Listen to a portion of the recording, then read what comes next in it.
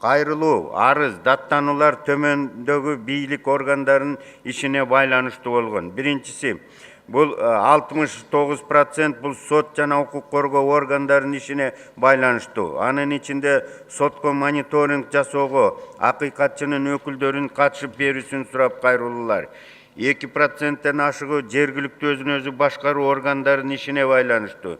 Акыйкатчы кыргыз жарандарынан тышкары чет элдиктердин жана жарандыгы жок адамдардын абалына да өзгөчө көңүл бурат. Өз демилгеси менен комиссияларды түзө алат. Адамдын укуктары жана эркиндиктери багытындагы системалуу мыйзам бузуулар өзгөчө изилдөөлөрдүн объектисине айланып, алардын жыйынтыктары менен атайын докладдар даярдалат. Акыйкатчы Токон Мамытовдун жогорку кеңештеги баяндамасын угууда эл өкүлдөрү жарандардын укуктарын коргоого арналган бир топ суроолорун узатышты. Вице-спикер Мирлан Бакиров акыйкат жөнүндө мыйзамдын 11 беренесинин 3 пунктунда жазылгандай, адам укуктары менен эркиндигин бузган, акыйкатчынын сунуштары менен эсептешпеген мамлекеттик жергиликтүү өз алдынча башкаруу органдары, мекеме ишканалардын кызматкерлеринин аттары так аталышы керектигин белгиледи. Бул жерде конкреттүү фамилия, конкреттүү ведомство жөнүндө сөз болуш керек.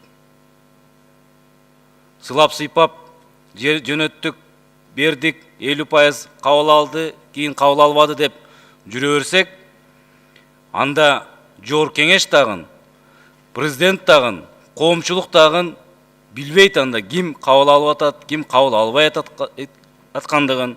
Ошол эле учурда мамлекеттик кызматкерлерге көңүл буруп, колдоо көрсөтүү маселесине да токтолду. Кече жакында Кыргыз аэронавигациянын жетекчисинин орун басары Жакыпбаев Маматназар деген инсан кокустуктан каза болду. Мына баласы интернетке чыгып айтып атат, тергөө жана башка калыс жүрбөй атат деп. Бир көзөмөлгө алып койсоңуз, эми бул канчалык так маалымат билбейм, бирок алда Кыргызстандын жараны. Эл өкүлү Рада Туманбаева баштапкы билим берүү мекемелериндеги тартипсиздиктер үчүн мектеп жетекчилигин гана жазалоо менен чектелбей, ата-энелердин да жоопкерчилигин кароону сунуштады. Кыргызстан фракциясынан депутат Айтмамат Назаров болсо, Мамытовдун бизнес-омбудсмен түшүнүгүнө карата оюн билүүгө кызыкты. Мына азыр өкмөт экономика министрлиги атайын өкмөттүн токтомдун проектисин иштеп чыгып талкууга койду да. Ошол булар сунуштап аткан проектке көз карашыңыз кандай? Мен негизи толугу менен аны менен тааныштыгым жок, бирок менде болгон маалымат боюнча мен ойлойм, баягы үстүртөн караган боюнча мында анализ жаза элекмин.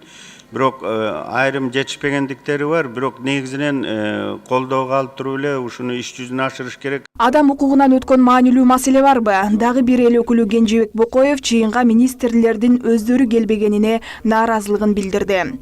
Башкы прокурор, өкмөттүн мүчөлөрү, башка мамлекеттик органдын жетекчилери катышыш керек да. Бул милдеттүү түрдө мыйзамдын талабы да.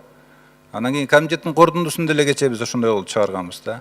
Кече комитетке мейли өкмөт мүчөлөрү келбей, орун басарлары келди. Эми азыр карасам бул жерде өкмөт мүчөсүнүн Алтынай Сетбековдон башка жалаң эле орун басарлары келиптир да. Бокоев 2017-жылы канча адам сот тарабынан акталды деген суроону да ортого салды. Мындай учурда тергөөчүлөр менен прокурорлордун жоопкерчилигине кандай баа берилип жатканына кызыкты. Жалпы кылмыш жоопкерчилигине тартылгандарды айтыңыз. Кылмыш жоопкерчилигине мен көчөдө жооп бердим, азыр да айтып коеюн.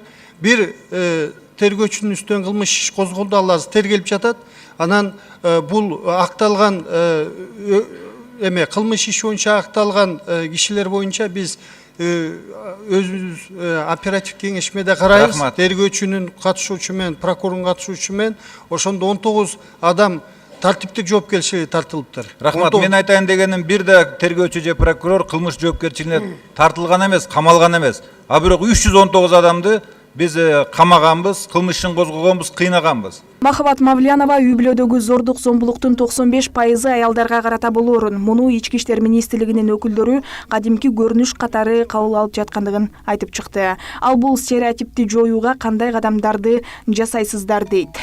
Аял же инвалид болуп калса, же өлүмгө душар болсо гана биз резонанс кылып көтөрүп чыгабыз. Ушул боюнча бир стереотипти жок кылуу үчүн бир укук коргоочулар, Ички иштер министрлигинин кызматкерлери аркылуу бир чоң иш-чара алып барып бир ушул көрүнүш жок кылганга аракет кыласыздарбы? Махабат Эрбигешовна, рахмат. Бул коомчулукта өзгөчө биздин мамлекеттин, биздин кыргыз коомчулугунда бир көйгөйлүү маселелердин бирин сиз козгоп кеттиңиз.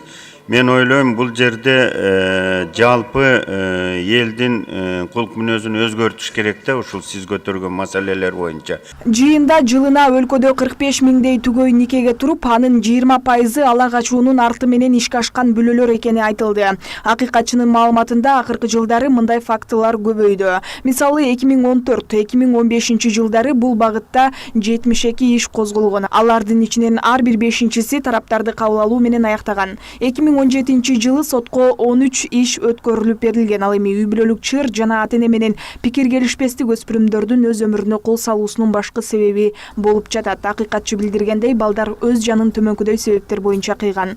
40 бала ата-энеси менен чыр чатактан кийин ата-энеси менен бирге жашабагандыгы үчүн 7, оорусуна байланыштуу 4, материалдык себеп болгондон 2, аныкталбаган себептер 13. Жайнагүл Талас кызы, Нурдан Карыпбеков, Пирамида.